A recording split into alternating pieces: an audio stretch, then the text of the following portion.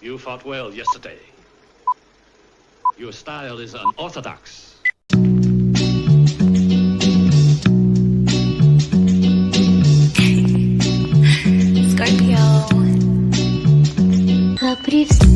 Good morning, Yankees universe. Welcome back to another episode of the Yankees Morning Brew on this Thursday, October 3rd. Like always, I'm your guy Hector, hanging out with my compadres this morning. I got the lovely Grace Monroe, and I got me and Mano de la Isla, my guy Ghost. And all you Yankee fans, wake up and get your coffee. Ghost, how you doing? Grace, how you feeling?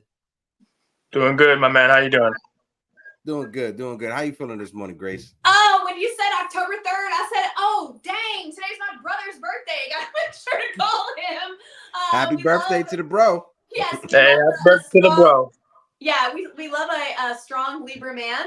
Gotta make sure to call my bro today. Thanks for reminding me of the date.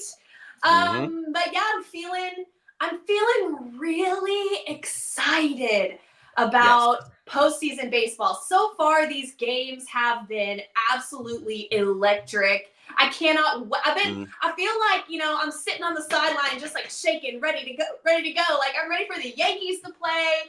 I'm ready for us to get some October baseball vibes in the Bronx. Like I'm so excited. I'm feeling good. No, big time. Same. Shout out to the chat, everybody that's in the building. My guy Ace is in the building. Ace, how you doing? Make sure you guys go and follow the Ace Avenue. He does great work when it comes to his live callings of the game. He does great work on his channel when it comes to covering the Yankees. Ace, we got to link up, Ace. We got to collaborate in some way. We've been shouting each other out for the past year, bro. We got to collaborate in some way. So shoot me a DM. We'll figure that out. 01S 1Z28DABX. How you doing? Good morning. Salute. 3 capital S's. Nosebleed section is in the building. Theo Nosebleed is in the building. Our good friend Jonathan is in the building. Jonathan, how you doing? And I got to shout out my lovely girlfriend who puts the chat guidelines. This is a no bullying or hate speech. If you are found breaching YouTube terms of services or our guidelines, you will be kicked out of the chat with no warnings. This is meant to be a safe space. We're just trying to have a good conversation when it comes to talking baseball. So if you guys can, please hit that like button, hit the subscribe button. But we got to get into it because, like you said, Grace, the Yankees, last year we missed the postseason. Right, so we're here right now, and for 2022 feels so long ago. 2 years ago, oh my God, it's so long ago. I think I had some hair on top of my head in 2022. But we are here right now. The Yankees, we face off against the Kansas City Royals because both the Baltimore Orioles were eliminated and the Houston Astros were eliminated. Let's use that as a great topic to start the conversation. Go, Grace. I'll throw it over to you, and then afterwards, kick it over to Ghost. Let us know how you feel this morning, Grace. Oh, the Astros were eliminated. Oh no, I'm so sorry. I got the alert. I was actually driving my car when I got an alert from ESPN that the Astros had been eliminated. I think I screamed what they call a Texas whoop. Y'all could probably hear it all the way in New York City because I was so happy. And I thought up until then, I'm like, I want the Yankees to be the ones to send the Astros home. But when they got eliminated, I was like, bye. Yeah. So, my true self comes out when the competition gets stiff. So I was very happy that the Astros got sent home. They couldn't get anything going. And the dynasty's over. Bregman's gone. I mean, Altuve is getting old for a baseball player. Jordan still looks really good, but bye. What can I say? I'm not crying any tears about Yeah. No, same. Ghost, how you feeling, my guy, that the big bad Astros are sitting at home right now? Detroit wanted it more. Simple as that. They wanted it more, and they saw it. And when I saw Tyra come up to the mound that first game, he was coming for business. And then game 2 was the same thing. So no sweat off my brows, no tears coming out of my eyes. I'll be happy with the dub from Detroit. Yeah, no, and same. And Scubo's an interesting player to bring up because I know when we was at the trade deadline, you was the one that was pushing hard for the Yankees to trade for Scubo. If there's anyone that you wanted, Scubo was your number one priority. And when you look at teams like the Detroit Tigers, when you look at teams like the Kansas City Royals, the New York Mets, the other team in New York, right? When you look at teams like that, these are teams that are playing with house money. And one thing that scares me in a postseason matchup is when you're playing against a team that is playing with house money and nobody expected them to be there. And now we got two teams in the AL, one team in the National League. When you look at the New York Mets, they're facing elimination of Game 3 later on today. But when you look at how the playoff has played out so far, it's great baseball. If you're a baseball fan out there, how can you be upset with the level of play that we have seen so far in the postseason when it comes to these wild card rounds? We got the ALDS coming up this Saturday against the Kansas City Royals. Let me see how it's shaping so far. I know Garrett Cole's going to be on the mound for the Yankees, but for the Royals, they haven't announced a starter yet. It's undecided as of now, but obviously Garrett Cole will be on the mound for the Yankees, and we've beaten on the Kansas City Royals this year, so I have a little bit of confidence. But Grace, against the Royals, how confident are you going into that series? Oh God. Okay. Well, I'm trying to sort of calibrate my excitement and try not to get too carried away. I did look up a few stats of the Yankees versus the Royals. We do have the season series against them. We beat them 5 times. We only lost twice. It didn't feel like that, but I guess that is what happened. We have a better OPS than the Royals. We have better relief pitching ERA than the Royals. We score way more runs per game on average than the Royals over the season. The Yankees are 3rd in all of baseball at scoring runs, actually. So that we score more runs than most people. Just saying. And the only category that the Royals have the advantage in, statistics-wise, is that their starting pitchers have a better ERA than our starting pitchers on the whole. However, as we know, that statistic can be misleading. And, we had a struggling Garrett Cole for a while, which his ERA is much more inflated. If you watch him play and you look at his ERA, you're like, this doesn't make sense. His ERA is higher than how he's playing now. He had a couple bad games. We know Rodon had a couple bad games that blew his ERA up as well. So I think that statistic's a little misleading. So on the whole, we have a lot of advantages. Now, the Royals have speed, which scares me a little. They have great tight infield defense and a lot of speed. But I think that the Yankees can do it, absolutely. If we handle our own business, don't even worry about the Royals. Handle your own business, we should win. We could win. Yeah. We should win. We will win. I hope so. Listen, that's the one thing, because in the chat right now, right? Nosebleed brings up a perfect point. I just wanted to highlight this real quick because he was like, I was more confident in facing the O's because of their bullpen. And when you look at the Kansas City Royals, they have a better bullpen than the Baltimore Orioles. And that's why I was wanted to face the Orioles more than the Kansas City Royals. And you bring up the speed component. We understand in the postseason, pitching, defense, and speed, it plays better in the postseason than it does in the regular season. Ghost, I'll kick it over to you. My fault. I just wanted to chime in on that. And shout out to everybody that's in the building. I see some great chats. I'll bring them up as we continue the conversation. I was just sending a leak out to our guy, Pat. Hold on one second. Ragazzo, he's a beat reporter with SNY. He covers both the Mets and the Yankees, to see if he could come on with us for 10 minutes just to break down and give us his predictions for the season. Sorry, because he just messaged me. Sorry about that. Go ahead, Ghost. No, you're all good, brother. Absolutely. I think the Kansas City Royals have a better starting rotation right now than most teams right now have, and their bullpen's healthy. So that is something to be worried about, because obviously their 4 guys that they have in their rotation could cause some problems for the Yankees right now on the offensive side if they can't score. But you also got to remember, you can't depend on only Juan and Soto. The rest of the team needs to get on base and produce runs as well. You cannot depend on Soto and Judge to be your bailout guys. Every time you guys stop and they come up, They can't be the guys to bail you out every time you're in a struggle. You have to connect. You have to flow like the water. You got to keep going. Let the runs come. But if you guys can't do that, you're going to have a problem. And that's going to become the problem that you guys can't produce runs because of your only dependence on Aaron Judge and Juan Soto. That can't be the case, especially when you're facing a team that's hungry that wants to win too. Oh, yeah. D's channel. Shout out to D's channel in the chat. Max Goodman just posted this morning. Michael Walker will be the game 1 starter for the Kansas City Royals. Aaron Judge, 1 for 18. 0.56 batting average. That's not good. Gleyber Torres, 0.63 batting average. 1 for 16. That's not good.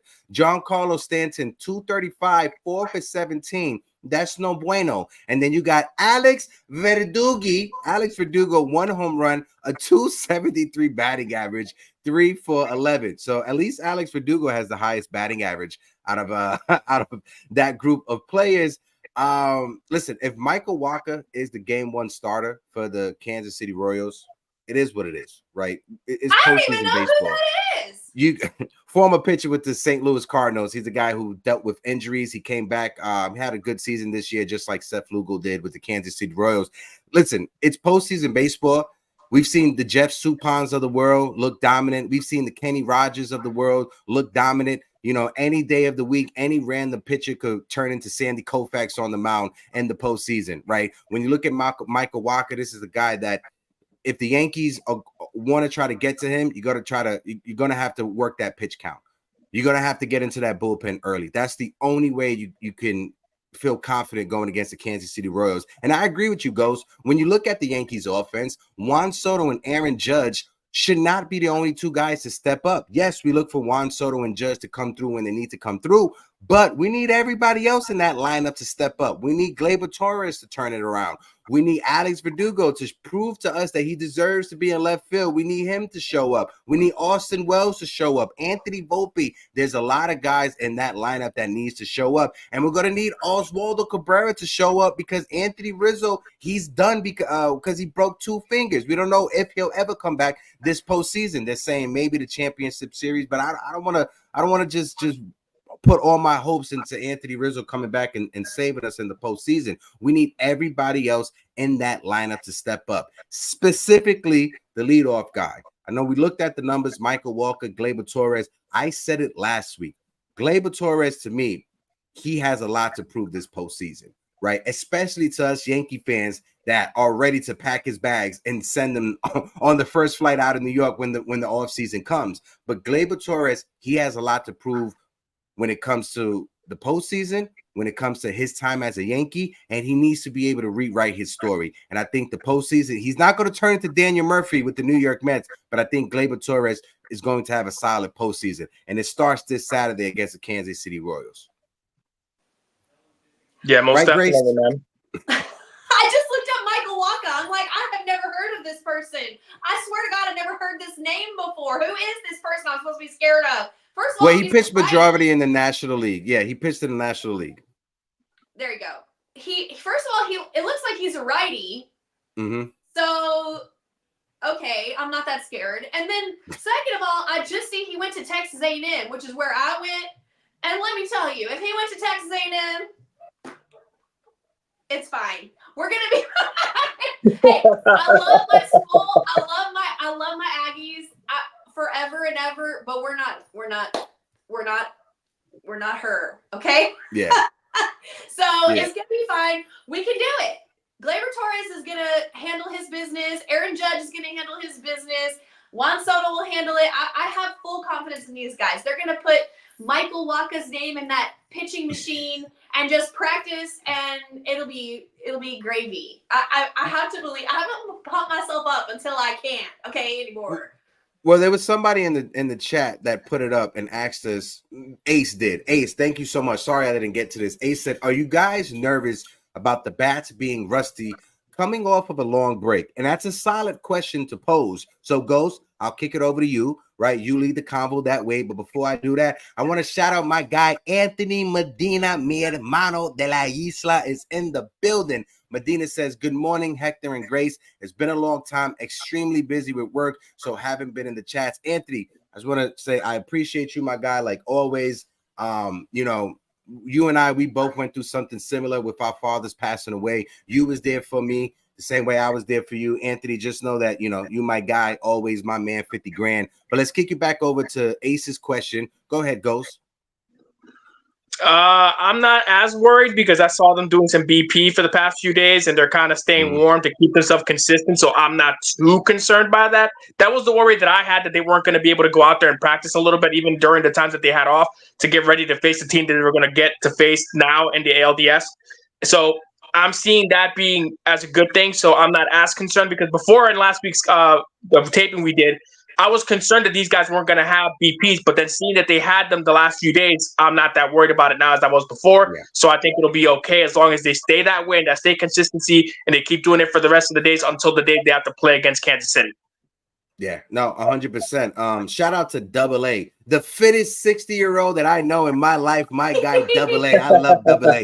Double A says, salute Hector, the lovely Grace, forever Ghost. It's getting close to showtime, baby. We got to go for the juggler from the gate. We got to get production from players named Soto or Judge. Listen, Double A, that's still Double A to everybody who don't know. My guy Ness says, Walker has experience. Don't underestimate them. If you watch the teams winning are playing small ball, everyone needs to contribute. Keep it simple. Love the runner and get the run, and move the runner and get the run in. Let's go. Ness, 100%. But back to Ace's question. I'm going to piggyback what Ghost said, and I'm going to toss it over to Grace to get her thoughts on it. Seeing the teams, you can't replicate in-game situations, right? It's hard to replicate and simulate actual major league experience in major league games, right? I get that. I understand that. And when you look at the postseason, ever since this extra wild card team has been introduced, the teams that have benefited the most have been the wild card teams not having that week off. So yes, I'm a little nervous about the bats being rusty, especially outside of Judge and Soto. Our offense had question marks this entire season. We had bright spots from Austin Wells, Gleyber Torres. Over the past 2 months, he's looked like a better version of Gleyber Torres. Anthony Volpe is Anthony Volpe. He'll get you a hit and get on base from time to time. Jazz Chisholm, we got to see what Jazz Chisholm is ready to do in the postseason for the New York Yankees. So yes, I'm a little bit nervous having that week off, not having everyday at bats, not being able to replicate actual in-game situation and in-game moments. Yes, it is scary, right? But the one thing I can say, I'm confident knowing that the Yankees, they've been at Yankee Stadium practicing over these past few days, trying to stay active, trying to not get rusty. So we're going to have to wait to see till Saturday. Am I nervous? Yeah, I'm 50-50. Right, I'm gonna just keep it honest. I'm 50-50 with the offense going into Saturday, but at the same time, this rest, it helps our biggest issue, and our biggest issue has been our bullpen. We finally gave our bullpen a week off. We got Garrett Cole in game 1, Carlos Rodon in game 2. We can use our big-time arms coming out of that bullpen. Grace, let's get your thoughts on that. And as you go, I'm going to bring up the fly guy, my brother, Damien Serrano. The fly guy is in the building with the gold Cubans ready to rock out because it's playoff baseball. Go ahead, Grace. Yes, sir. Whoa, what is that? What? Go ahead. Go ahead, Grace. I think that I want to believe that the rest is going to be beneficial until it's proven that it's not. I'm choosing to look on the bright side of life, and I know it'll be beneficial for our rotation and our bullpen, who has been so tired, and they have put in just the most amazing amount of work for us down the stretch. I know that after Gleyber Torres had a rest, he came back stronger. After Volpe's had rests, he's come back stronger every time. Soto had a rest a couple times in the year, whether it was because he got hit by a pitch or whatever, and he came back strong. I just have to believe that the guys are going to practice. Aaron Boone has said several times that they're going to be focusing on fundamentals during this break. When else would they have had the opportunity to take a step back as a team and say, hey, we're going to focus on fundamentals today? They wouldn't have had time to do that had they not had this break. A mental reset, eyes on the prize, I think it's going to be good. I want to believe that it's going to be good. Also, they recently played the Royals, so it's not like, they're coming in with the unknown. Like, they have the memory of playing the Royals extremely recently. So that's going to play in their favor as well over the break, because it's not as if they need to be prepared for anything. They need to be prepared for the Royals, and they know what to do. Yeah. So I'm hoping that with all the practices, the fundamental drills they're going to be doing with the pitching machines and everything else, that the guys are going to be ready. The pitching's going to be rested. It's going to be at home, which is also another advantage. And we're going to be ready to go until I'm proven wrong.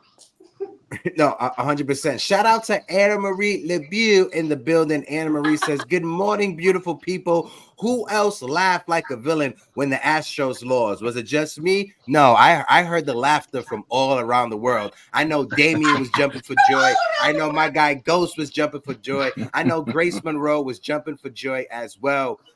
Damien, just hold on 1 second, just because I reached out to a special guest. This is a guy who's a beat reporter. He covers both the New York Yankees and the New York Mets. I'm gonna bring up my guy Pat real quick to join us. Pat, how you doing? Good morning.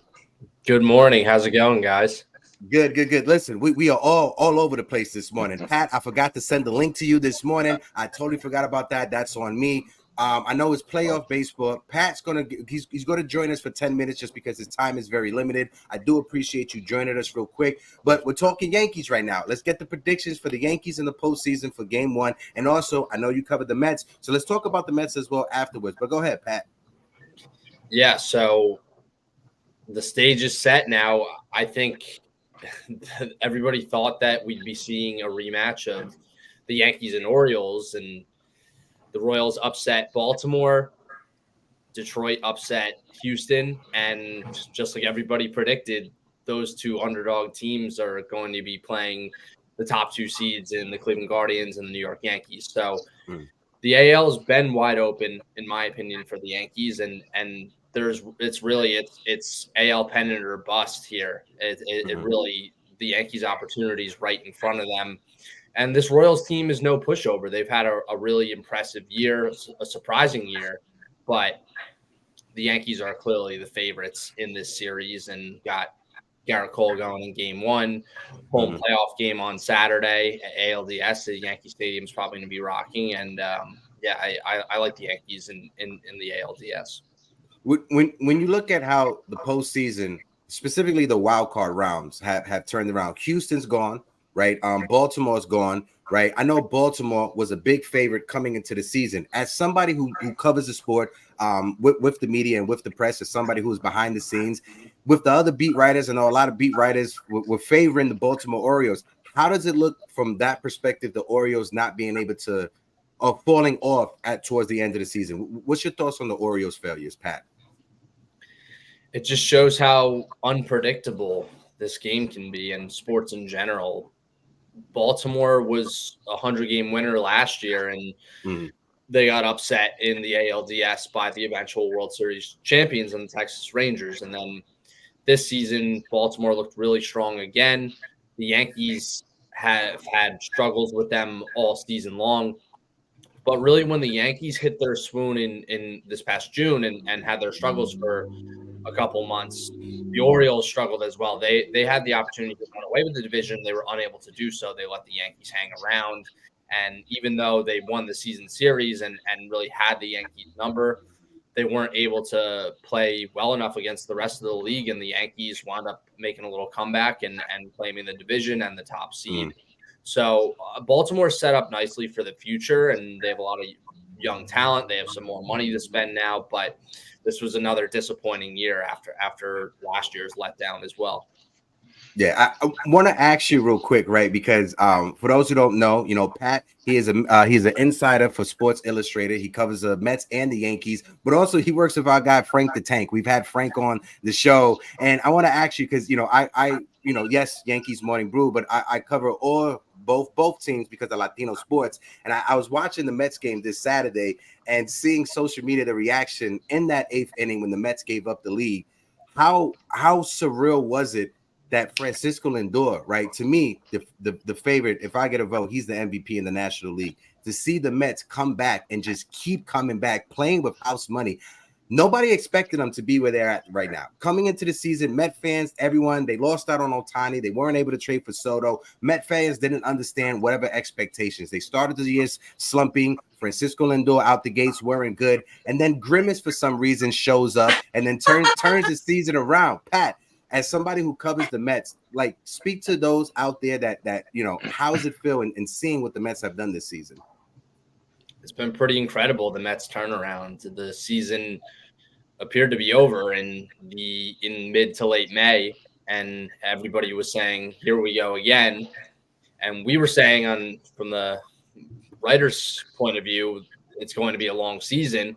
I think everyone had that thought collectively, but things just took a turn. That Carlos Mendoza deserves, in my opinion, some manager of the year votes. He's really been that good in his rookie year as manager of the Mets. He's surprised a lot of people and has done a tremendous job. And they tweaked their lineup to putting Francisco Lindor in the leadoff spot, and he really took off after that. And you mentioned Grimace, and there's just been a number of different things. The rally pimp, Max Wiener, like yes, a ton of different fun little marketing things this year, and mascots, and really they had the most wins in baseball since the beginning of June with 63. So this just feels like everything has gone right for the Mets. Even when things have gone wrong, they've been able to push through and overcome a lot of adversity, and have shown a lot of resilience as a group. And look no further than Monday's doubleheader against the Braves, where they looked like they were done, and they were going to have to punt towards game 2 and trying to win a wild card spot. And they came back against the Braves bullpen. Edwin Diaz blew it, and then Francisco Lindor, who else but Lindor, hit the go-ahead home run. And it's just, again, it just shows that this Mets team is a little different, and they have a tough challenge tonight facing a winner-go-home game in Milwaukee. But I'd be surprised if their season ended tonight. I think they have a little bit of a run maybe left in them. No, same. I'll throw it over to Grace, but one thing I want Yankee fans to understand is that when you look at the New York Mets, yes, Yankees Morning Brew, but, you know, I have to cover both teams for Latino sports. But when you look at the New York Mets and when you look at their ownership coming from top down, people could say whatever they want about Steve Cohen and how he worked in Wall Street. That's one thing. But when you look at Stearns, right, David Stearns, this is his dream job. This is where he wanted to be. He wanted to be with the New York Mets. This is his dream job. And as somebody who is a fan of the New York Knicks, I understand what that means, because Leon Rose and Tom Thibodeau, it's the same monster over there in Madison Square Garden. And you've seen how they've been able to turn that situation around. So when you look at the New York Mets and you see that coming into this season, there was no expectations. They had to break everything down and build it back up. Seeing Stearns lay out a game plan when it comes to building up that farm system. This is what he does great. Look what he did in Milwaukee. Milwaukee traded Corbin Burns. Everybody thought they were going on a rebuild, and now look, they're in the postseason right now, right? So you gotta understand what's going on in Queens. We could make fun of the Mets as being the little cousins of the New York Yankees, but understand what they have cooking over there is something that we should take notice and have some cautiousness. That's the one thing I'm going to say. Go ahead, Grace. I think when it comes to the Mets, and I say this as a Yankees fan, I don't watch the Mets very often. However, when I do watch them, especially later in the season, there is almost a magic quality about the team that I think is so important going into the postseason. All of the successful teams, virtually all of the successful teams, have this little extra je ne sais quoi that going on in the postseason, because at this point, all the teams are good. At this point, all their lineups are great. All the pitching staffs are great. Everybody who's in the dance is great. What's going to put you over the edge is this intangible quality, this magical family vibe that you get from the players, the emotion. Say what? The fifis, the feelings. Exactly. And I think the Mets have that. So I'm really excited to see how far they go. You know, I'm happy for them. I'm not a Yankees fan who is a Mets hater. I'm happy for them. I think when baseball is great in New York, one hand washes the other. And I think New York City is the capital of baseball, in my opinion. And I love to see both teams doing well. But I wanted to bring up the Orioles. as we were talking about the Orioles and how they had a chance to win that game last night when they loaded the bases in the 5th inning with 0 outs. And then what happened? They could not capitalize. How many times this year have we seen the Yankees in this exact same situation? I thought it was a cautionary tale to the Yankees. So I was wondering, Pat, if you could comment on maybe some things that you think that the Yankees specifically need to watch out for or tweak going into this series against the Royals in order to get that edge. Yeah. It really comes down to, do they have enough pitching? For one, you got Garrett Cole, and then a little bit of question and uncertainty. I know Carlos Rodon pitched well in the last month or so of the season.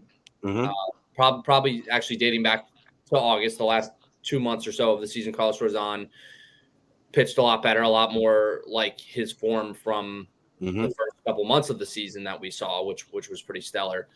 And Garrett Cole, I think will have a big postseason, but then who else is going to step up there? Are they going to rely on Clarke Schmidt or Luis Gil as the third starter in the 5-game series in the ALDS? That remains to be seen. And is their bullpen going to be able to cut it in the postseason? Luke Weaver's been great. He stepped up as the closer.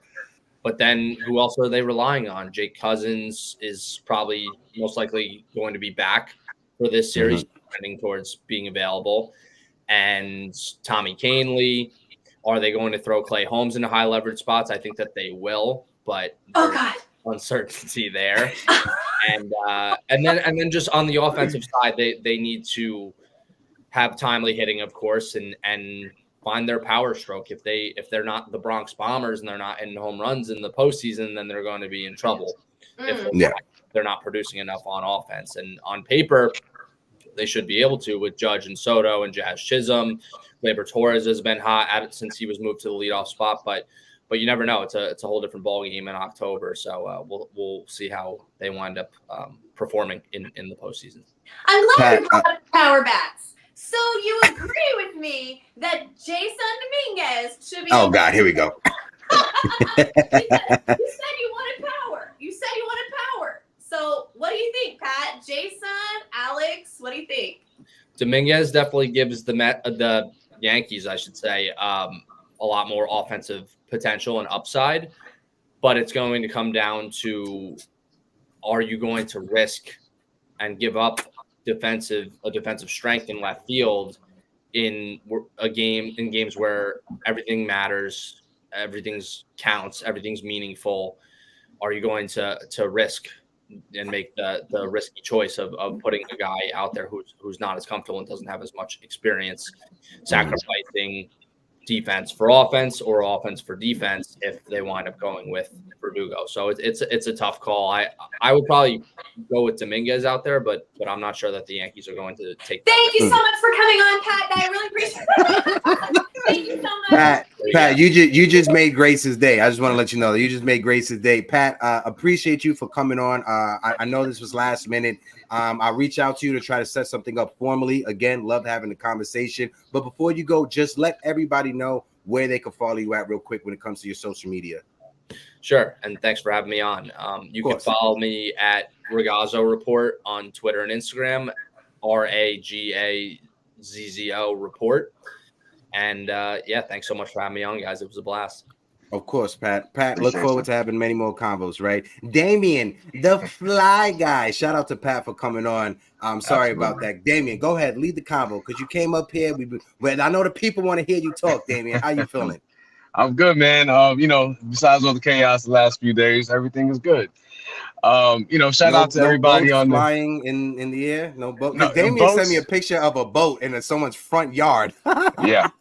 We got boats on yards that they have no idea who the boats belong to. Looks like one big neighborhood garage sale, except it's everybody's belongings. So really quick, if anybody out there wants to donate to the American Red Cross. The devastation, the chaos here is real. And listen, a lot of people need help. I've been working 14, 15-hour days, going back and forth, taking people, shelters, hotels, rental cars, you name it. I've been there. So I've been on the grind. But back to the Yankees, right? Because we got something going on cooking this weekend. I'm glad you and baby girl Alyssa is fine. I'm glad We're the good, family's man. good. That's first and foremost before you get into any conversation. And like Damien said, if people do need help, you already know, donate whatever you can, because there are Clothes, families food. that have been displaced. Clothes, food, whatever you guys can, because it's not only Florida. North Carolina was hit. The Appalachia Mountains were hit as well. So there's a lot of people on the East Coast that's suffering right now. So Damien, go ahead, bro. Yeah, brother. Yeah, family's good. Myself, my girl, List, everybody's well. So listen, the Yankees, listen, they got our biggest strength to me is our biggest weakness, and that's our offense. You know what I mean? If the offense shows up, then that's our strength. And the weakness is also our offense. Let's call a spade, and we're looking at a pitching rotation in Waka, Lugo, Reagans, who are monsters. And to me, this is the one thing that's shaky and scares me the most. It's not our pitching. I think our pitching is just fine. It always boils down to one thing and one thing only, and that's our offense. I think Big G is a huge factor in this. He's the big X factor. I think Soto is in line to have a big division series. I think Judge is going to have a big FU to everybody who's questioning his playoff grit. I think Judge is going to have a monster series as well. But again, it's only two guys, and those guys are going to get 4 plate appearances. So it's going to be on other guys. Big G is a huge X factor to me. 27 games, all with the Yankees in the playoffs, 963 OPS. That's the big X factor to me is Big G. If Big G comes through, the Yankees will be fine. Everybody else, Volpe, he has some time off, right? Volpe normally comes back. Hopefully, it comes back on a burner. Hopefully, he's working on that swing this entire time. Gleyber Torres, another huge X factor. People talk about Gleyber. Gleyber's one of our biggest playoff performers in the entire organization since even past Judge. It's Big G and it's Gleyber, then everybody else. So these guys have a big series. Yankees move on to the ALCS. If they don't, we going home early. Yeah, for his career, Gleyber Torres is a 281 hitter in the postseason, 32 hits, 5 home runs, 17 RBIs, 18 runs scored in 31 games. So Gleyber Torres has performed in the postseason before, and we're going to need Gleyber Torres to perform in the postseason. But you bring up Aaron Judge, and it's a great segue into the next conversation. When you look at Aaron Judge, he has a 223 OPS for this season. It's the highest for any right-handed hitter in MLB history. I'm going to say that again. Aaron Judge, 223 OPS plus this season, is the highest for any right-handed hitter in MLB history. His 144 RBIs by a player are the most since Ryan Howard had 146 in 2008. Judge became the 5th player in MLB history to have three seasons or 3+ seasons with 50+ home runs. This postseason, and I said it in the last show that we was on, Damien, this postseason will be the first postseason that Aaron Judge, all the eyes and all the focus will not be on Judge. It's going to be on Ohtani. It's going to be on the LA Dodgers. So this allows Aaron Judge to play the backfield. He has Juan Soto with the Yankees as well. There's going to be a lot of eyes on Juan Soto because his upcoming free agency and how he performs in the postseason. So this sets us up perfectly for Aaron Judge to have that Barry Bonds run that Barry Bonds had with the San Francisco Giants when they went to the World Series. I think it was in 2002. They lost to the Angels, but they were still able to get to the World Series because of Barry Bonds. Grace, I'll toss it over to you. How big and how important is for Aaron Judge to have a monster postseason? Oh, it is everything. He's the leader. He is the captain. He is the heart of the team. I mean, this is his time. This is his time, absolutely, without worrying about chasing the record of home run record like he was in 2022. We're back in the postseason. He's got protection in front of him. He's got, the pedigree of this entire season. And I think that what is maybe an underrated matchup it's not even underrated. They're gonna be pimping the shit out of it. But it's Bobby Witt Jr. versus Aaron Judge. All year we've been hearing this conversation. Is Bobby Witt Jr. the MVP? Is Aaron Judge the MVP? I think Aaron Judge took that personal.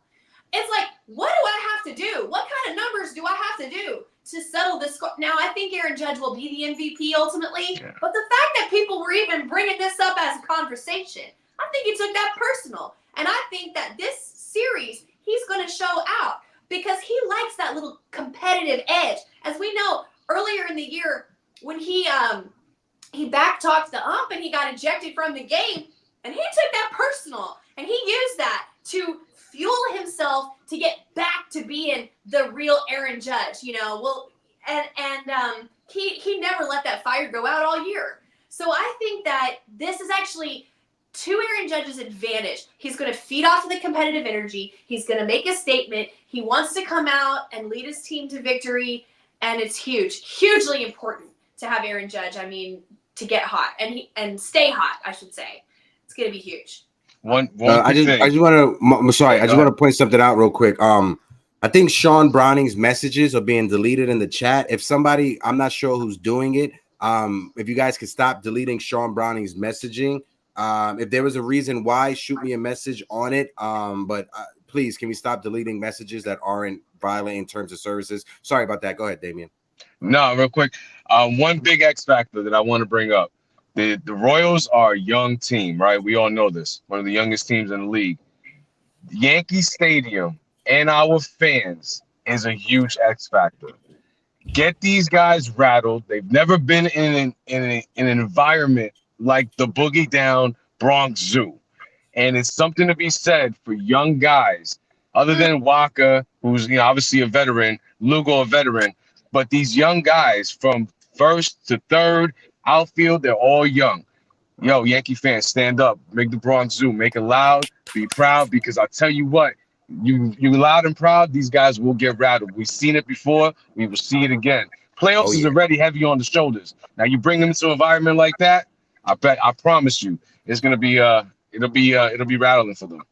Yeah, game one is this Saturday. I'm gonna try to make sure I'm outside of Yankee Stadium for the post game, so I could be interviewing some fans. Hopefully, we get a win because it's gonna suck being out there after a loss. I want to shout out my guy, Blood of the Panther, the top moderator of all the moderators that are out there. Blood, how you doing? I just want to take a moment real quick. If you guys can, please smack that like button and hit the subscribe button. We got over 90 people watching us collectively on YouTube, Instagram, and Facebook. If you guys can, click the link in the bio, jump on over to YouTube, hit the subscribe button, hit that like button. We're sitting on 22 likes on YouTube. We're trying to get to 50 or try to get as close as we can to 50. So smack that like button. Ghost, I'm gonna toss it over to you, my guy.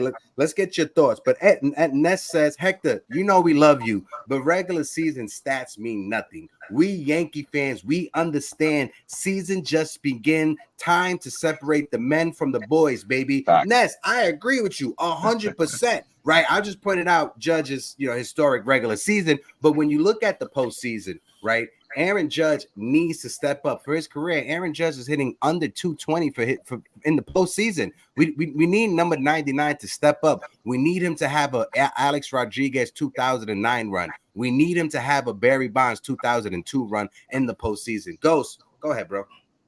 Yeah, I definitely agree with the sentiments of Grace and Dame. They're on the money on that. He has to step up. He's had awful playoff stats.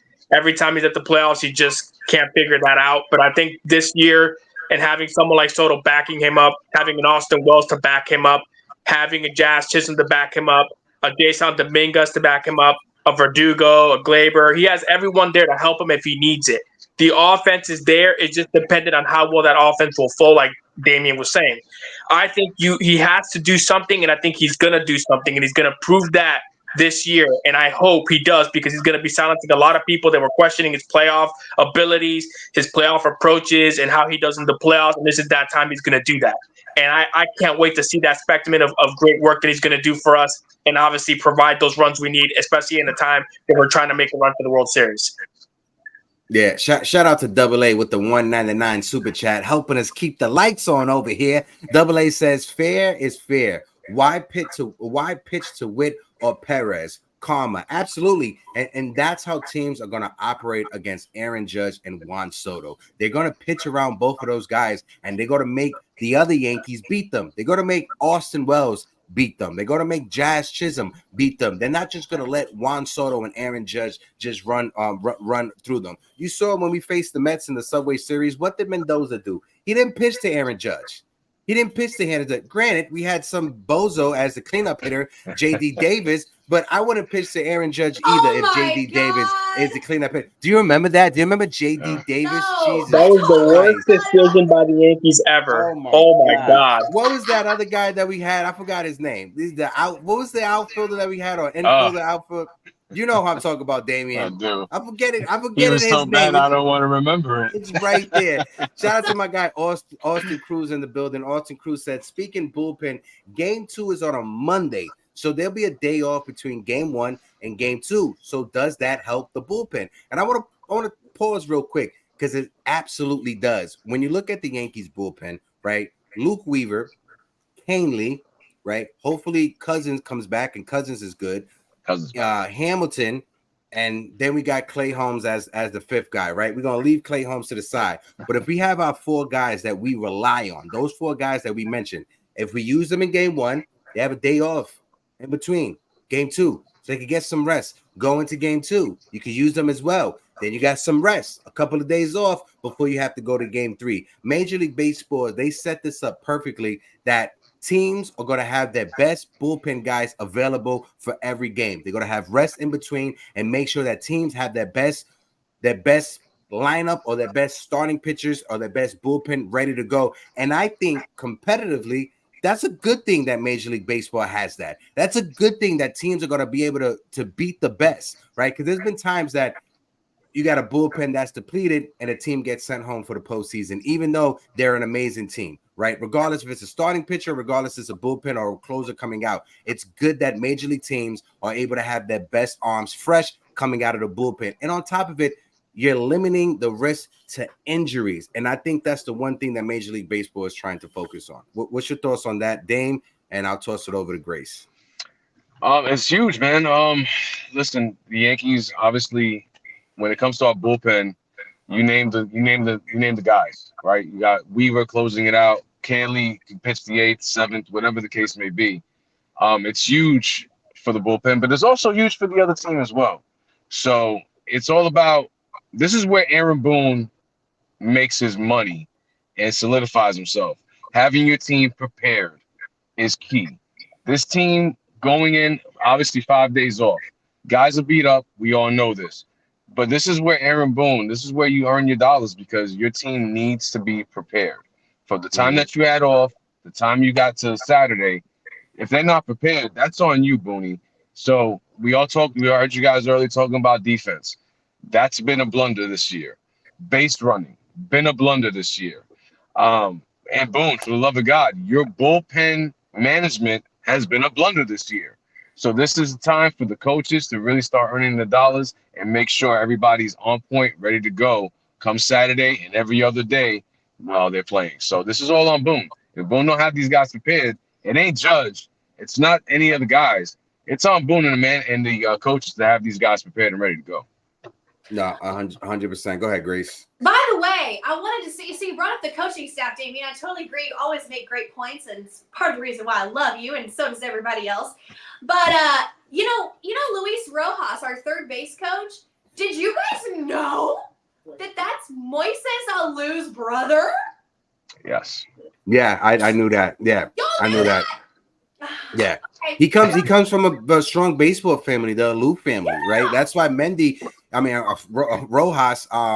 Rojas comes from a good baseball family, right? That's why I thought he got a bad rep and what happened with the Mets and stuff. That's not his fault. He just had a horrible team. It's not his fault that Justin Verlander and Matt Scherzer didn't work out. I think they just wanted a piece of blood, and he was the sacrificial lamb. I'm happy that he's here with us because Booney is surrounded by former major league managers and also former major league managers that are baseball lifers and have baseball in their family. Both Brad Osmus and Miggy Rojas. Yeah, Absolutely. I was reading an article the other day about father-son, famous father-son baseball duos. And of course, you know, Bobby and Barry Bonds were on there, Ken Griffey Sr. and Jr. were on there, and like all this stuff. And then it came to Moises Alou, his father, and I was reading about it, and it mentioned Luis Rojas, and I said, what? Oh my God. And so I looked it up on the side, and sure enough, yeah, it says, I never knew that. That's really cool because they have a different last name, but apparently his father's last name was Rojas Alu. So anyway, neither here nor there. I did want to insert a Southern saying for y'all. I know you just live for that. Shout out to the y'all. We have a saying in the South, and it's, if you can't run with the big dogs, you better stay on the porch with the puppies. And you're welcome. And that is how I feel about the postseason, okay? Clay, if you can't run with the big dogs, if you can't pitch in high leverage situations in the regular season, my boy, you're going to have to seriously get it together. Because when, like Damien said, when the Bronx Zoo is rocking, yeah, and we are making these people every single moment. I mean, their adrenaline is rushing, their blood is pumping. It is where the entire 40,000, however many people in Yankee Stadium are living and dying on every pitch. Mm-hmm. Do you think Clay Holmes can handle that? Do you think that Austin Wells can handle that and not expand the zone? Do you think that, Gleyber Torres is going to make a smart base running decision? Like, these are the things that they need to be preparing for, addressing, and practicing right now. I know Aaron Boone said that he's going to address the fundamentals, and the Yankees are going to be more adjusted to the Bronx being crazy than the Royals, like Damien said. I think Jazz Chisholm is actually absolutely going to come alive. Who is going to be the X factor? These are the things I cannot wait to see. I cannot wait for Saturday. I'm so excited. I feel it. It's a magic season. I feel it. I got two super chats I want to bring up real quick before we continue the conversation. Double A with the 199 says, I pray Boone manages with his head, not his heart. Play Jason Dominguez. Blood of the Panther with the $5 super chat says, hit that subscribe button, hit that like button, hit the notification bell, and the reactions. Yes, interact with the reaction, because for some reason the fire department wants to start coming down the street as we're having a conversation. Shut the hell up, all right? We're talking Yankees baseball here. And as I said that, they turn it off. We on fire, bro. We on fire. We on fire. We on fire. But no, shout out to the chat. Like I said, one of the best chats that are out there. Real quick, my girlfriend Alex just put it out there. NYC fan, for anybody that's in New York, when anybody be down for a Yankees meetup this postseason, let us know. You can hit me up on social media. Like I said, I will be at Game 2 this Monday outside of Yankee Stadium, interacting with fans, getting some contact, asking fans questions on the street. So if you guys are outside of Yankee Stadium, make sure you guys run down on me. I'll be in front of Twins bars, or I'll be in front of Billy's. Make sure you see me. You see me with the same Yankee hat that I love wearing every show, because I have ADHD. When I like something, I wear it over and over and over again until I can't wear it no more. I guess I got ADHD too. Yeah, it's the same thing. So we all got, Damien. But we got to talk about Alex Verdugo, because this is the hot topic, right? Brian Hoach, this is what he put out yesterday, and this is what Aaron Boone said. Jason Dominguez had some hiccups in the outfield, and he didn't light it up the stat line from an offensive standpoint. Aaron Boone said that could mean Alex Verdugo starts in left field during the ALDS. You heard what Pat said. Pat said if it was up to him, he would play Jason Dominguez. Grace, I'll toss it over to you, because I know this is your favorite topic. I know every time we have these conversations, the one thing you want to talk about is Jason Dominguez. So go ahead, Grace. I saw Nosebleed in the chat. I just looked at the chat while you had the graphic up, and I saw Nosebleed in the chat. I was like, be careful, Grace. That also goes for Jason Dominguez. Yes, Jason Dominguez wants that smoke. Okay? He is not afraid. This kid was signed when he was in the womb, practically. Okay? He's been ready for this moment. Okay? He's not scared of no Hall of Fame Jason Verlander or no whoever the hell this guy is I've never heard of, Waka. Wait, Waka is his name, right? Waka, yeah. He's not afraid of this little Texas A&M boy, Waka, okay? So the thing that I like about Jason Dominguez is he puts together smart at bats, okay? Mm-hmm. That he he doesn't get rattled at the plate in that way. He doesn't become overly aggressive. He doesn't do that. That's not his game. And he will work a walk. Working walks means you're seeing the ball, you're being smart. That's the kind of thing that I need in the postseason.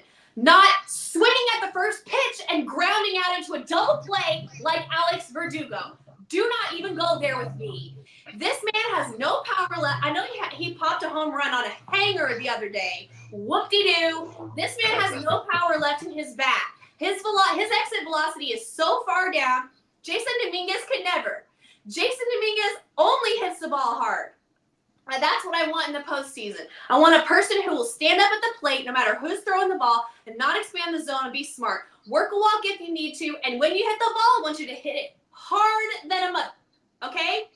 Now, if you're talking about defense, I do think that you have a point there. Defense, he could get nervous because he's had some mistakes recently. It's probably in his head to a certain degree. However, like I've said before, and I'll say it again, we were not eliminated from the postseason because of defense. We've been eliminated from the postseason because our bats went totally to sleep. So for me, until I'm proven wrong, I'm going to lean to the offense. I want to stack the lineup as much as I can.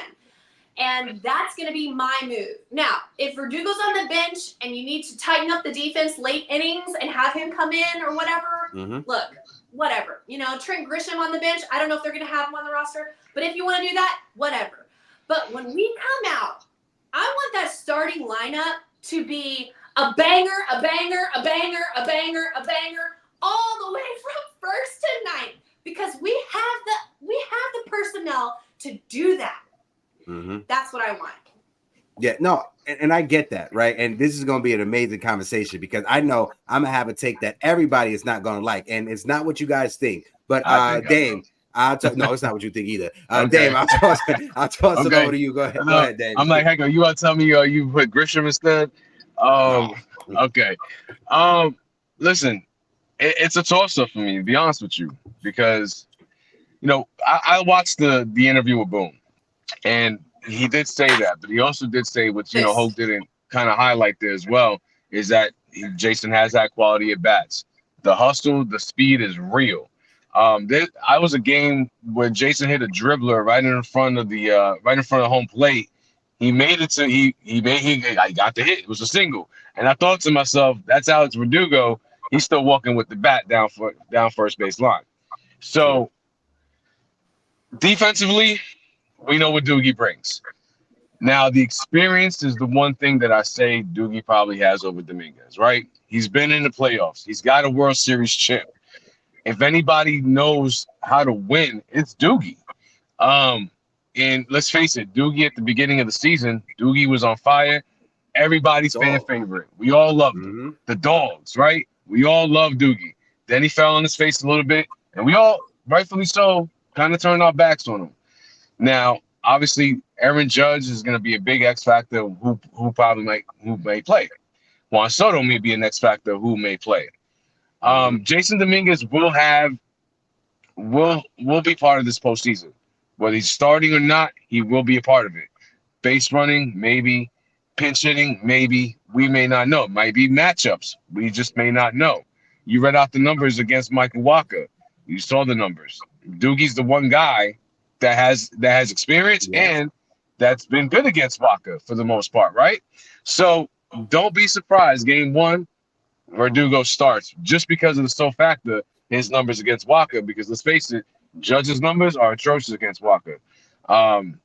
Big G, atrocious against Walker. So Torres, atrocious against Walker. So we need a consistent bat that has experience against them, and that's done well against them, and that's Doogie. So I'm not saying that Doogie is going to start the entire series, but game one, it will be Verdugo. So can I ask you a question? I agree with you. Go ahead, Grace, and I'll kick it over to Ghost, right? I'll kick it over to Ghost afterwards. Okay, I'm not going to go on a rant or a tirade. I just want to ask a quick question.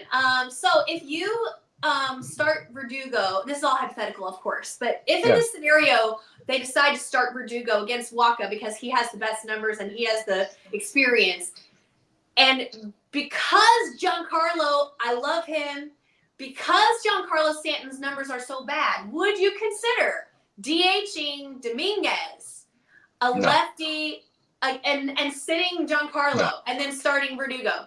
For one reason only. Again, it's the experience. 27 games in the playoffs. Mind you guys, all with the Yankees. They never made the playoffs with Miami Marlins. 963 OPS. You cannot sit that down. Yeah, Even and though also his numbers against Waka are bad. Even though. 963 OPS just for the playoffs, 27 games. And Lord, we all know, probably in those 27 games, he faced pitchers that he was probably really bad against. Let's face it, Big G's been bad against a lot of different pitchers, right? But that experience, that 963 OPS, and the way he's actually carried the Yankees through the playoffs, I'm not sitting Big G. Yeah, and also if you sit Big G and use him as a pinch hitter, he doesn't have great numbers as a pinch hitter. At least if you have Dominguez, you could use him as a weapon off the bench if you have to pinch run for Stanton in a certain situation or pinch run for Verdugo in a certain situation. Ghost, my brother, let's get your take on the conversation, bro. How you feeling? I'm good. I definitely said this before about Jason. The defense was going to kill him. The defense was going to kill him. And the first game it happened, I felt so bad for him. And then the second game it happened, I was like, yeah, they're going to do something with him. And obviously, Doogie has the better numbers on the defensive side. And obviously, he has the better numbers in the postseason, obviously, and in the playoffs. And I agree that he's going to be the guy that's going to be played in left field. And I think for right now, as it stands, I think you have to go with Doogie on that part. And I'm not discrediting Jason. It's not even his fault. It's Aaron Boone's fault for not calling him up and not giving him the reps and bats that he needed in the start of the season. Because if he had those bats, he had those, those rush swings off of him, he would have been on that team from the start of the season than having to wait after the fact that they wanted to bring him up after the fans were calling for him to come up. So that wouldn't have had to been a discussion with anybody had he been up here. And he would have had his at-bats, and he would have had a much better season, and the numbers would be different, and we wouldn't be having this conversation with Doogie. But seeing as they want a much more veteran player that has postseason experience, we have to go with Doogie. And obviously, as well with Giancarlo, you want to have a guy that has high OPS numbers like he does on that team and on that plate appearances, and of course on the team to kind of get those bats as well. And everything else included with that is you just can't mess it up with that. And I think with Jason, it's unfortunate for him, man. It really is. He has a great offense, but his defense pretty much killed him to the point that they probably might use him in the playoffs, of course, because who wouldn't want to use him? But right now, I think at the first game, it's going to be Doogie playing left field, and maybe in the next game, he'll probably get that position again later on. When you look at Jason Dominguez, right? This is a prospect that has been highly touted and has been hyped up ever since the Yankees signed him back during that international free agent period of 2019. There's a player yesterday that plays for the Milwaukee Brewers by the name of Jackson Chourio. He was signed the same time as Jason Dominguez. And when both were signed, Jason Dominguez was the higher ranked prospect according to Baseball America, right? We had COVID. They both missed seasons of development, right?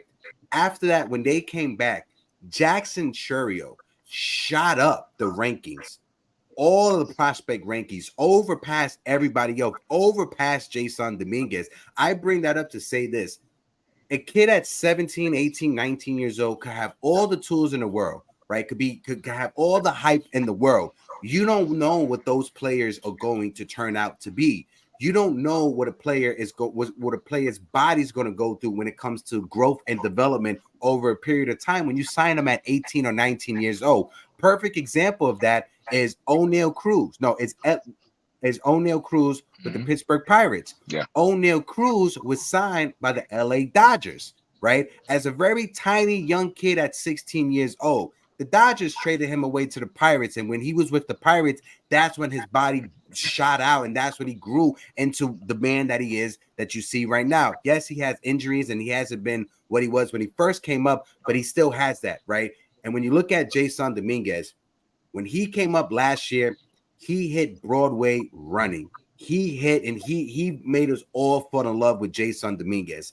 At this point, in this moment, if Jason Dominguez was hitting 300 while up here for the month of September, we wouldn't be having these conversations, right? The reason that we're having these conversations is because Jason Dominguez has struggled from the offensive side of things. When I'm not even talking about his defense, because his defense is what his defense is. He's a center fielder that they have him playing left field when he's not comfortable to playing left field. I'm not going to say that, right? If his offense played a little bit better, like I said, if he hit 300 while up here for the month of September, we would not be having these conversations. In the last 10 games that he's played, he's hit 219 in the last 10 games that he's played. To me, I'm not sure if the Yankees feel comfortable putting him in left field and trusting him in the postseason. Now, eventually, will he turn into the player that the Yankees trust? Absolutely. I just don't think the front office trusts him at this moment. Now, what would I do? If I'm the Yankees, if I'm Aaron Boone, I'm throwing Jason Dominguez out there because you never know what happens in the postseason. A postseason star is born every other day. Randy Arozarena had defensive struggles in the outfield with the Tampa Bay Rays. Randy Arozarena had struggles during the regular season. And what happened during the postseason? Randy Arozarena became a folklore hero and became one of the most popular players in Major League Baseball. So you never know. It's just the right time, the right place, and the right situation. And if it's up to me, I'm putting Jason Dominguez out there in left field because, yes, he struggled being up here offensively. Yes, his defense is what his defense is. But at any moment, he can lock in and he could turn it on. Because when we called him up last year, right, he was on fire. When we called him up last year, he came up here. He got a home run off of Justin Verlander. He got Tommy Johns. He got injured. I can't blame him for that.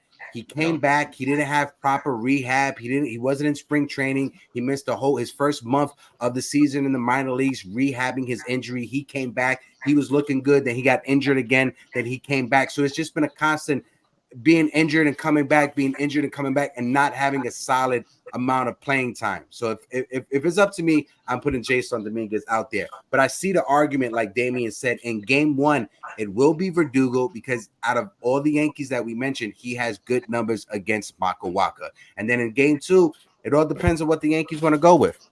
Yeah.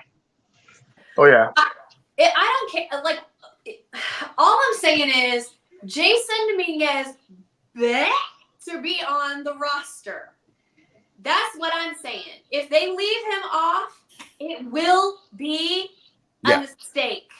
No, I think he'll be on. Whether he starts or not, or whether they platoon him, or whatever they do with him. Like Damien said, he's got speed on the base pass. You could pinch run him late in games. You could do a lot of things. He gives you options. But if they leave him off the roster, it will be a mistake. Mark my words. It's silly. Okay. Nosebleed says it perfectly. The injuries derailed Jason's development. If he was not injured, Verdugo would not be here. And that's an absolute fact. If Jason Dominguez didn't get injured in September last year and he didn't have Tommy John, the Yankees don't make the trade for Alex Verdugo because we come into the season with Jason Dominguez as our starting left fielder. We're not having these conversations if Jason Dominguez didn't get injured. We're not having these conversations if Jason Dominguez didn't miss a month, maybe 2 months, maybe 2.5 months of development in the minor leagues because he was rehabbing a Tommy John injury, right? And this is the thing that's unfair to athletes, especially when you live in the New York market as New York sports fans. We live with the perpetual "what have you done for me lately" mind frame. And I understand it. It's New York City. Everything is fast. But at the same time, it hurts us more than it actually helps us, especially from the fans' perspective, because we're quick to fall in love with a player. Like you brought up, Damien, we fell in love. Yankee fans fell in love with Alex Verdugo the first month of the season, right? The dogs were barking, and you've seen all the Mexican flags in left field. Everyone was falling in love with Alex Verdugo, right? They forget the fact that the Yankees flip-flopped him through the entire lineup, messing with him, and he has his hand situations with the batting gloves. That's the thing right there. And then he turns into a totally different person. He turns into a totally different version than what he is. And then what happens right before the All-Star break? He has that blumber in left field. We lose the game to the Baltimore Orioles, and we got a bad taste in our mouth, and then Yankee fans hate him. And that's because New York sport fans, we have the perpetual "what have you done for me" mindset. And I think it hurts us more than it helps us. I'm sorry. And Hector, to your point, and to Nosebleed's point, you talked about Jackson Chourio. The first 2 months of the season, Jackson Chourio was awful. Okay, the kid was hitting 2 something, barely any pop, wasn't doing wasn't even in the discussion anywhere close to being Rookie of the Year. This kid, the last 4 months of the season, has been box office to the point where now you have to have him in the discussion between Rookie of the Year, between Skeens, Merrill, and Churio. And we all seen what he did last night, 2 home runs in the postseason. Right. To start off the game, he hit a home run, and then to tie the game, he hit a home run. So the development of Jason Dominguez was absolutely stalled, and I couldn't agree with you and Nosebleed anymore, because if Jason Dominguez is in the lineup game 1 of the 162 season, Jason Dominguez is our starting left fielder come Saturday. Point blank, period. Sean Browning, no need to apologize, Sean. No, I think it was Sean. just miscommunication. So, sorry about that, Sean Browning. Sorry about that. Grace, let's get your take. Let's get your take on the convo and then throw it over to Ghost. Okay. Sorry. I wanted to bring up something else. Can I bring up something else? I think Well, yeah. If you want to, if you want to bring up, so this is the cold closing. So we just have a bunch of just random topics. So whatever you want to bring up. Last thing I want to say about Alex Verdugo is our arch nemesis, eternal rival, enemy of all time, traded him to us. I thought you were going to say my mom's. Go ahead. If he's the reason, y'all. Anyway, that's all I want to say. Now, I want to talk about Oswaldo Cabrera. Yes. I want to hear what you guys have to say about Oswaldo Cabrera. I've been very clear on our pod that I believe Oswaldo Cabrera will be a big X factor for the Yankees in this postseason play. And when Anthony Rizzo, unfortunately, this poor guy, when he got hurt, I thought it's Oswaldo's time. It's going to happen. He's going to start at first base. He's going to lead us, and this is it. I just had a feeling about Oswaldo. Well, I saw today that Boone came out and said it's going to be Rice. If it's not Rizzo, it's going to be Rice. That's what Boone said. Oh, breaking news. And then Grace she breaks the news and then she leaves and she's back. Go ahead, Grace. Sorry. I'm just like, I cannot believe it. That was Brian Cashman. Brian Cashman was like, it's too early for that to come out. It's too early. He's tapped in, actually. He's tapped in. Boone is obsessed. He's obsessed with the versatility that in theory that he has with Oswaldo on the bench, but he never, I shouldn't say never, he doesn't use it enough.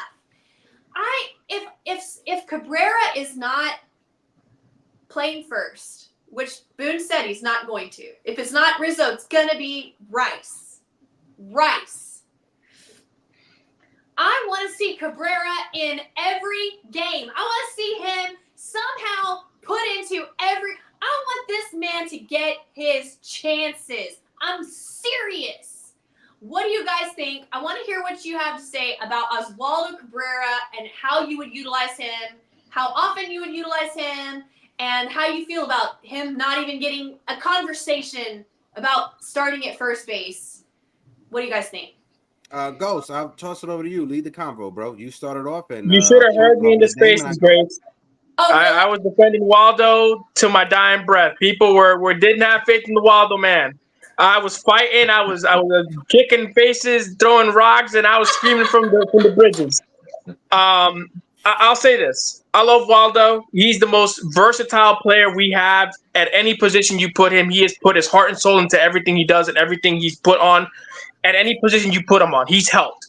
And Waldo is an X factor that I believe can help this team go over that hump.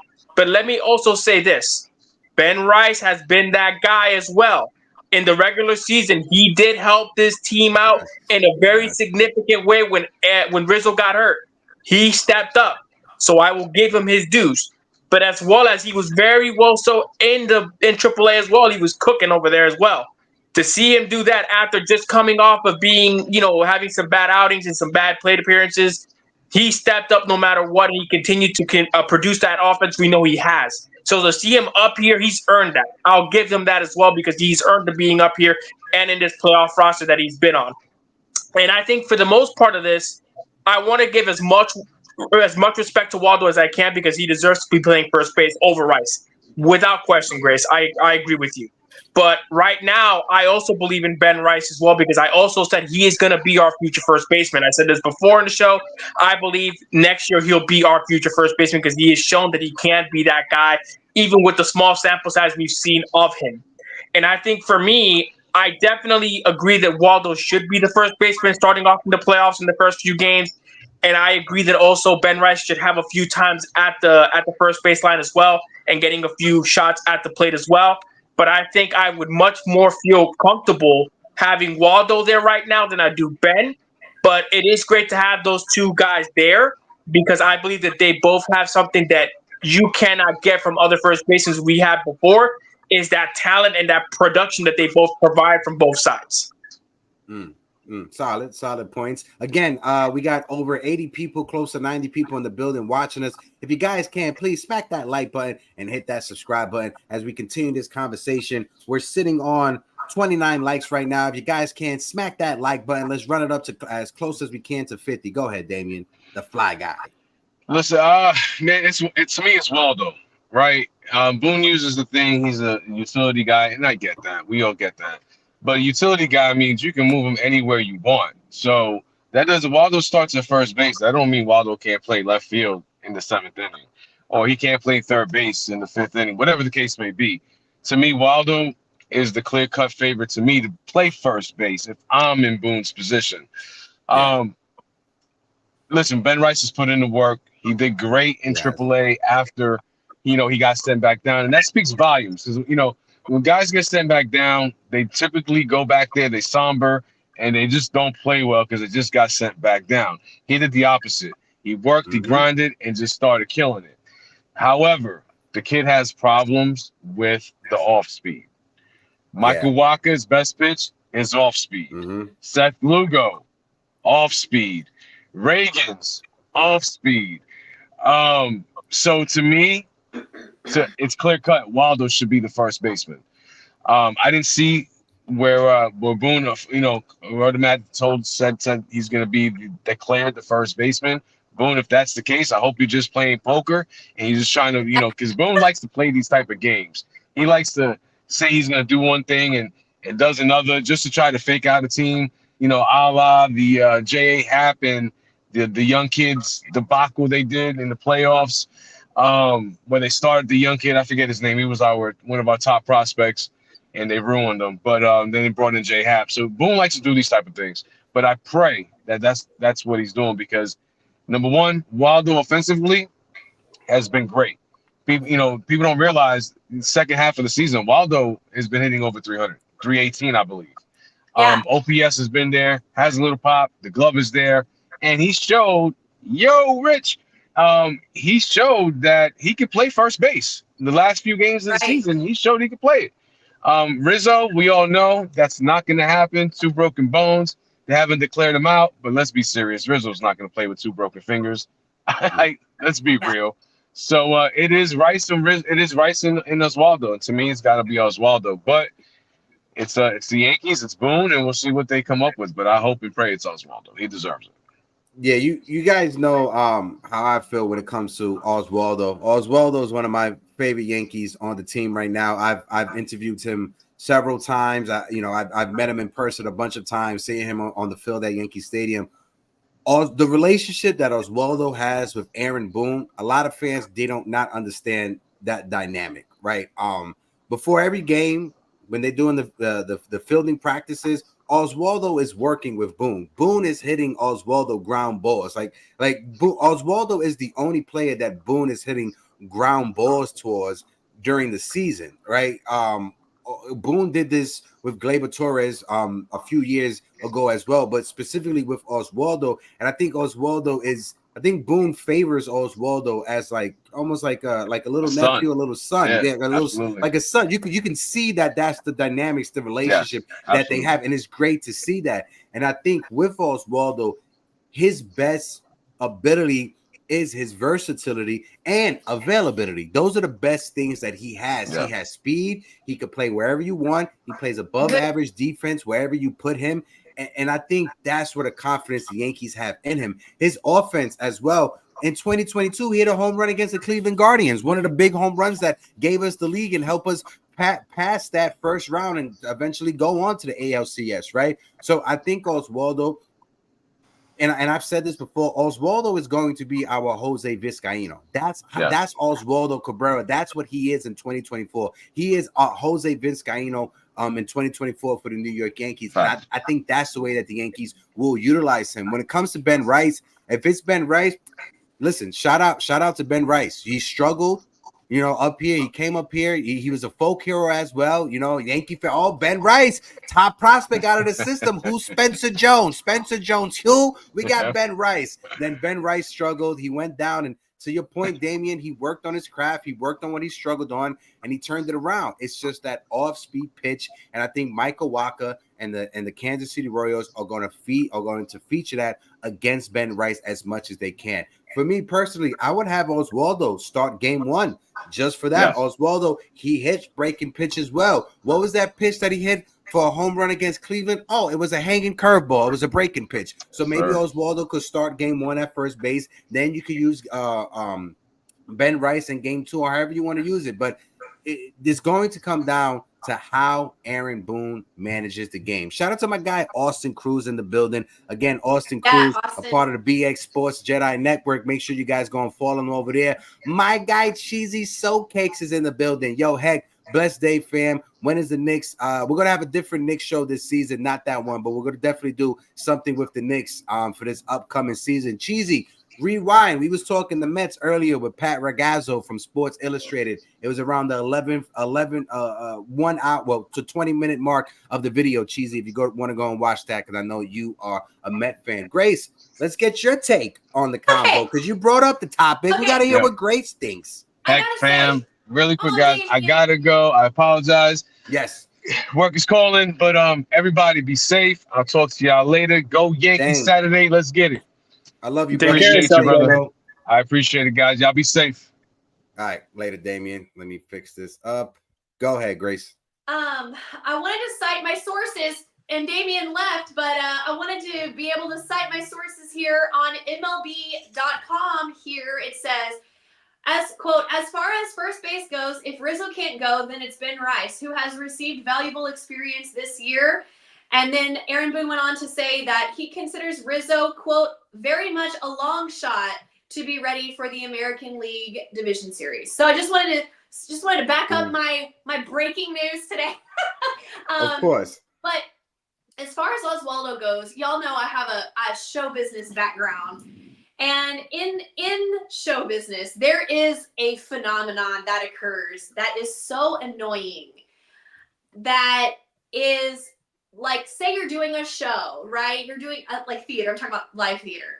Say you're doing a show, and there is one scene in the show where you have to have somebody hit this really high note, okay? But it's an ensemble member, and they're only in that one scene, and they have to hit this really high note, but that's it. They're not the lead. They're not the romantic interest. They're not anybody. They're just in this one scene. It happens all the time. And an actor will get cast in this role, even though they could be the lead. They could be the lead in the show. But because nobody else can hit this one note in this one song, in this one scene, they have to do that part. And that actor is like, what the heck? I want to be the lead. I want to be the star. But just because nobody else can do this one thing, I have to do this. It happens all the time. And I feel that with Oswaldo so much, because it's like, of course, Oswaldo on another team could be a starting first baseman, could be a starting third baseman, could be a starting shortstop, could be a starting. Yep. I mean, the list goes on and on. But Boone is obsessed with his hypothetical flexibility that he has when he has Oswaldo on the bench. My problem with that is he doesn't use him enough. I want him to use him more. You got all this flexibility. Go ahead and slot him in. Slot him in every game. Every game. If it's a righty coming up and Volpe's there, slot Oswaldo in. And he can cover shortstop for the rest of the game. If it's, you know what I'm saying? Like, if you need a first baseman, you need whatever you need, use him. If you're going to have him there because of his flexibility and you love it so much, then use it. I want to see you use it. I want Cabrera to get his chances. That's what I want. No, I get it. I understand it. And I think, I will want it as well. I know Ghost. I don't want to speak for Ghost, but I think we all want to see Oswaldo because Ghost was one of the ones that were always defending Cabrera this entire season. I would love to see Oswaldo get that chance. It's just going to come down to matchups, situation, how the Yankees feel against it, because Oswaldo, he's a better left-handed hitter than he is a right-handed hitter, right? So it's just going to come down to in-games decision. But folks, it's 12:25. We're getting close to that time. I just want to shout out everybody who was in the building. Amanda just said, I just want to shout out to my king, G, Damien Serrano, my man grinding 14 or 15 hours a day in and out. And he's out here helping so many in this discuss after this storm. He's not just handsome. He's a good man. Absolutely, Amanda. My guy, Damien, is a good hombre out there. Shout out to Old Sarge in the building. Old Sarge, how you doing? Sean Browning, appreciate you. Ness, my guy, Ness TBG, salute, 3 capital S's. My guy, Bully was in the building. Yes, Rich Rivera, he brings up the lovely Debbie Garcia. How can we forget Debbie Garcia? You guys remember when Debbie Garcia was supposed to be the next Pedro Martinez? Yeah, we was all fooled by that. That's why when it comes to prospects, they're all just lottery tickets. You just hope you have the right one that's going to hit, right? That's all it is. A prospect is just a Willy Wonka ticket. That's really all it is. But we appreciate everybody for showing up in the chat. My guy, Cheesy Showcase, I appreciate you. I'll definitely repeat that. I support even with your Yankee content. Absolutely. Cheesy Showcase is a diehard Met fan. He is a phenomenal pastry chef as well. Follow him on Instagram. He puts out amazing stuff. I get very hungry watching his stories on Instagram. So follow my guy, Cheesy Showcase. Like I said, he does do amazing work. But like always, we'll see you this Tuesday. Let's go, Yankees. Yankees Twitter space coming this Saturday with me and Ghost. Just pay attention. Follow us on Twitter so we could drop the time for you guys. Make sure you guys tune in. Yankees versus the Kansas City Royals. Game 1 of the ALDS will be this Saturday. Make sure you guys run down on me Monday outside of the stadium. But until next time, I'm Hector. I'm Grace Monroe. I'm Ghost. And this is Yankees Morning Brew. And until next time, drink your water and deuces, people. You fought well yesterday. Your style is unorthodox.